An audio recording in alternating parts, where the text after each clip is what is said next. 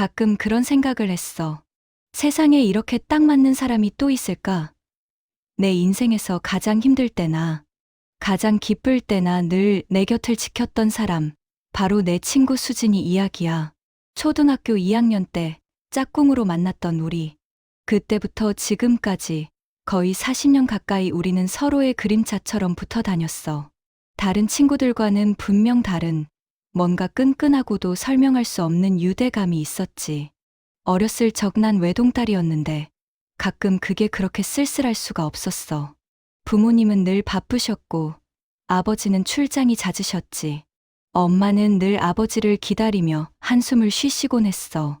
그때마다 수진이가 내 옆에 앉아서 말없이 내 손을 잡아주곤 했지. 수진이는 나보다 좀 더 차분하고 어른스러운 아이였어. 나는 감정 표현이 서툰 대신 수진이는 내가 무슨 생각을 하는지 척하면 척 알아챘지. 내가 말없이 앉아 있으면 미수가 무슨 일 있어? 하고 먼저 물어봐 주는 건 항상 수진이었어. 서로 다른 가정 환경에서 자랐지만 이상하게도 우리는 서로를 보듬는데 능숙했지. 수진이네 집은 우리 집보다 좀 더 시끌벅적했어. 형제가 많았고 늘 웃음소리가 끊이지 않았지.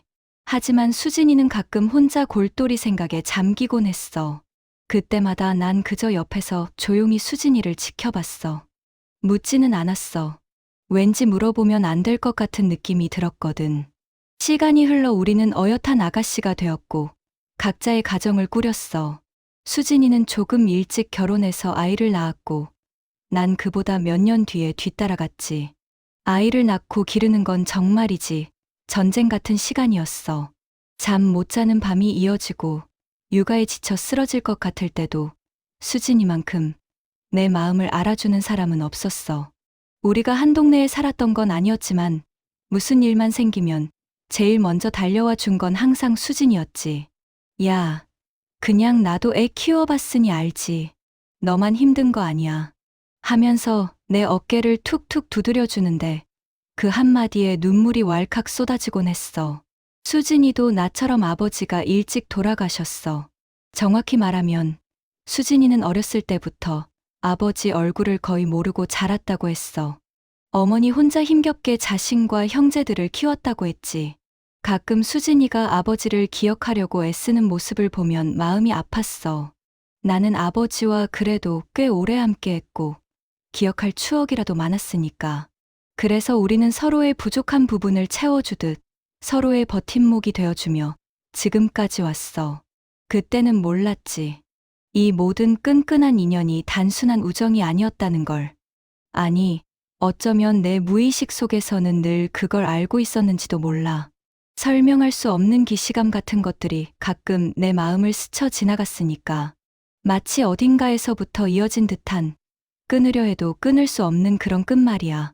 살다 보니 수진이랑 나랑은 유독 닮은 점이 많다는 걸 알게 됐어. 좋아하는 음식도 비슷하고 싫어하는 사람 유형도 같았지. 심지어 옷 취향까지 비슷해서 가끔은 서로의 옷을 빌려 입어도 전혀 어색하지 않았어. 우리가 동시에 같은 노래를 흥얼거릴 때도 있었고 똑같은 영화를 보고 똑같은 장면에서 눈물을 흘리곤 했어. 야, 우리 전생에 쌍둥이 아니었냐? 하면서 농담처럼 주고받았지만 내심 나도 좀 신기하긴 했어. 이렇게까지 닮을 수 있을까? 피를 나눈 자매들도 이 정도는 아닐 텐데. 특히 기억나는 건 우리 아버지 이야기였어. 아버지가 돌아가신 후 나는 아버지의 유품들을 정리하다가 낡은 사진첩 하나를 발견했어. 흑백 사진 속 젊은 아버지는 어딘가 모르게 낯선 미소를 짓고 계셨지. 사진을 한 장 한 장 넘기는데 문득 사진 속 배경이 낯설지 않은 거야. 오래된 골목길, 그리고 그 골목 어귀에 서 있는 작은 과일 가게. 어딘가 익숙하다고 생각하면서도 그게 어디였는지 도무지 기억이 나지 않았어. 그런데 며칠 뒤 수진이와 함께 옛날 이야기를 하다가 수진이가 불쑥 이런 말을 꺼내는 거야. 어렸을 때 우리 엄마가 장사하셨던 골목에 과일 가게가 하나 있었는데 거기서 가끔 귤을 얻어먹곤 했어. 어릴 때 기억인데도 그 귤 맛이 아직도 생생해. 그 말을 듣는 순간 내 머릿속에서 아버지 사진 속 배경과 수진이의 이야기가 겹쳐지는 느낌을 받았어. 설마 하는 마음에 나는 수진이에게 아버지 사진을 보여줬어. 어때? 이 골목, 내가 말한 그 골목 같지 않아? 수진이는 사진을 한참 들여다보더니 고개를 갸웃했어. 비슷한 것 같기도 하고, 워낙 오래전이라 잘 모르겠다. 근데 미수가 내 아버지 젊었을 때 사진 보니까 우리 오빠랑 좀 닮은 것 같기도 해. 뭔가 풍기는 분위기가 비슷하네. 수진이의 말에 나는 피식 웃었어. 무슨 소리야? 우리 아버지랑 내 오빠가 왜 닮아? 웃기지도 않는다. 하고 대수롭지 않게 넘겨버렸지. 그런데 그 뒤로도 계속 그 사진 속 아버지의 모습이, 그리고 수진이 오빠의 희미한 인상이 내 머릿속을 맴돌았어. 어딘가 모르게 스치는 그 비슷한 느낌. 그저 오랜 친구라서 서로 너무 잘 알아서 그런 착각을 하는 거라고 스스로를 다독였지. 또 하나의 묘한 인연은 우리가 둘 다 어릴 적에 비슷한 꿈을 꿨다는 사실이었어. 넓은 들판에 홀로 서 있는데 저 멀리서 한 남자가 걸어오는 꿈. 얼굴은 잘 보이지 않지만 왠지 모르게 따뜻한 기운이 느껴지는 남자. 그리고 그 남자가 부르는 노랫소리가 들리는데 그 노래가 너무나 슬프고 아름다워서 잠에서 깨어나도 한참을 눈물 지었다는 거야. 난 그 꿈 이야기를 수진이에게 했었고, 수진이는 깜짝 놀라며 자신도 똑같은 꿈을 여러 번 꿨다고 말했어. 서로의 눈을 마주 보면서 우리는 소름이 돋았지. 그 꿈 속의 남자는 누구였을까? 왜 우리는 같은 꿈을 꿨을까? 어린 마음에 그냥 신기한 우연으로 치부했지만, 그때부터 우리의 인연은 단순한 우정을 넘어선 무언가 특별한 것이라는 막연한 느낌을 받았어. 잊고 지냈던 기억들이 가끔 이렇게 불쑥 튀어나와서 나를 흔들곤 했지만 애써 외면하고 살았던 것 같아. 세월이 흘러 엄마도 많이 편찮으셨어. 병원 신세를 지는 날이 늘어났고 가끔은 정신이 혼미해지기도 하셨지. 어느 날 엄마가 잠시 정신이 또렷해지셨을 때였어. 내 손을 꼭 잡고는 나지막이 말씀하셨어. 미수가, 너한테 평생 숨겨온 이야기가 있다.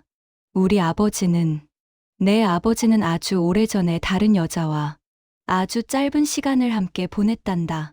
그리고 그 여자에게는 널 닮은 딸이 있었어. 엄마의 목소리는 너무나 가늘고 힘겨웠지만 내 귀에는 천둥소리처럼 들렸어. 다른 여자, 딸, 믿을 수 없었지. 내가 아는 아버지는 늘 성실하고 가정적이었으니까. 엄마는 더 이상 말을 잇지 못하고 다시 잠이 드셨어. 나는 혼란스러움 속에서 병실을 나섰어. 엄마의 말이 사실이라면 내게 이복자매가 있다는 건가? 평생 외동딸로 살아왔는데, 하지만 엄마의 그 흐릿한 눈빛과 떨리는 손길이 나를 계속 괴롭혔어. 며칠 뒤 엄마는 결국 돌아가셨어.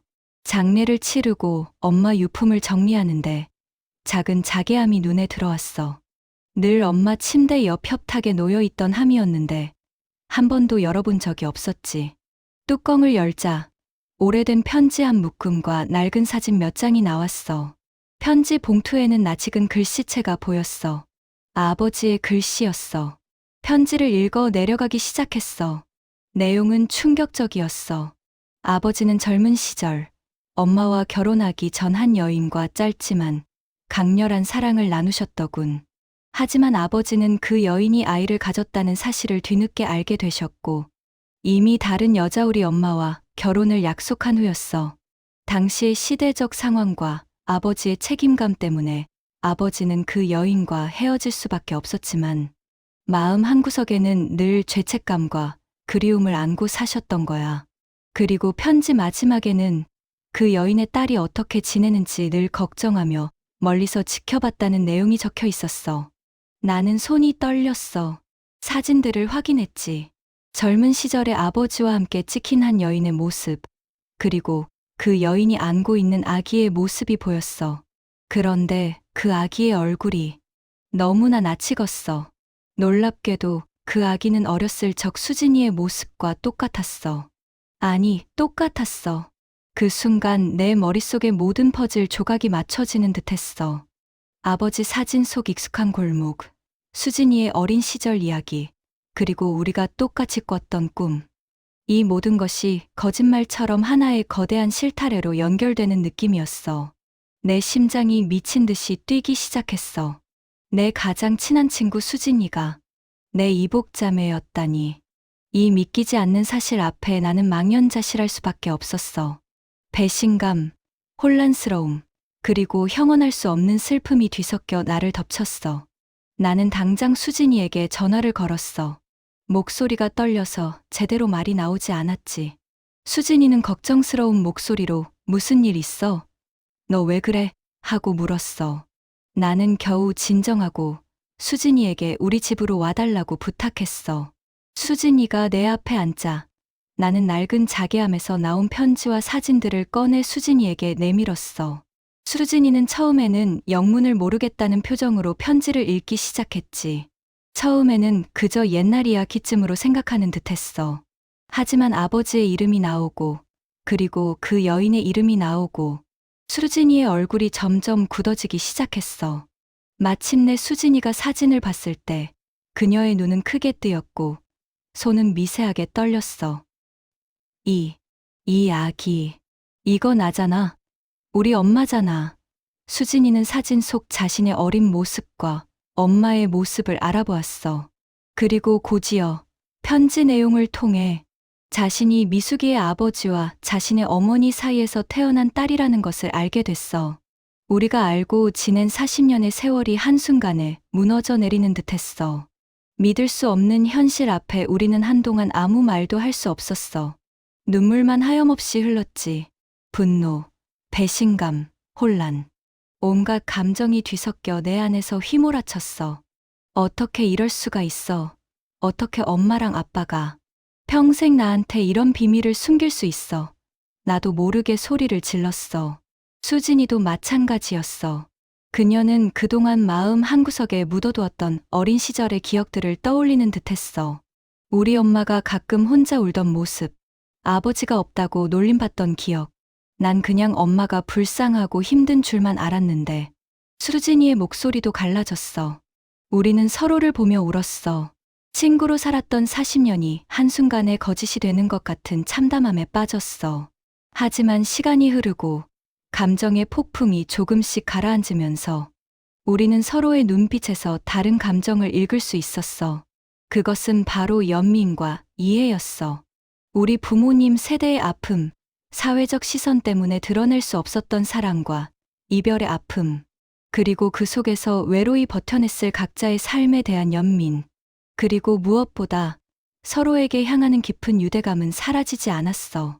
오히려 우리가 느꼈던 그 특별한 감정들이 단순한 우정이 아니라 핏줄이 부르는 이름이었다는 사실에 놀라운 안도감을 느꼈어. 우리를 갈라놓을 줄 알았던 진실이 오히려 우리를 더 강하게 묶어주고 있었던 거야. 수진이와 나는 처음으로 서로를 친구가 아닌 자매라는 이름으로 불렀어. 엉엉 울면서 서로를 끌어안았지. 그동안 우리가 서로에게 느꼈던 설명할 수 없는 감정들이 비로소 제자리를 찾은 듯했어. 40년간의 친구에서 이제 핏줄을 나눈 자매가 된 우리. 물론 부모님에 대한 복잡한 감정이 완전히 사라진 건 아니었지만 이젠 홀로 감당해야 할 짐이 아니었어. 서로를 의지하며 함께 이 모든 걸 이해하고 보듬어갈 수 있게 된 거지. 우리는 새로운 시작점에 서 있었어. 앞으로 우리 앞에 어떤 길이 펼쳐질지 모르지만 이제 우리는 혼자가 아니야. 서로의 곁에서 진정한 가족으로 함께 걸어갈 수 있으니까. 핏줄은 결국 이렇게 돌아 만나게 하는구나 싶었어. 인생은 참 알 수 없는 것들의 연속입니다. 때로는 가장 가까이에 있는 사람이 사실은 가장 깊은 인연으로 묶여 있었다는 것을 깨닫기도 하죠. 오랜 시간 친구로 지내며 느꼈던 그 특별한 감정들이 단순한 우정이 아닌 핏줄의 부름이었다는 것을 알게 되었을 때 우리의 주인공은 배신감과 혼란을 느꼈을 겁니다. 하지만 결국 그 진실은 오히려 그들을 더욱 단단하게 묶어주는 끈이 되었습니다. 우리 삶에도 알 수 없는 비밀들이 숨겨져 있을지 모릅니다. 하지만 중요한 건 어떤 진실이 밝혀지든 서로를 향한 이해와 사랑의 마음을 잃지 않는 것이 아닐까요? 이 이야기가 여러분에게 진정한 관계의 의미와 용서, 그리고 새로운 시작에 대한 희망을 전달할 수 있기를 바랍니다. 우리 곁의 소중한 인연들을 다시 한번 돌아보는 계기가 되시길 바랍니다. 감사합니다.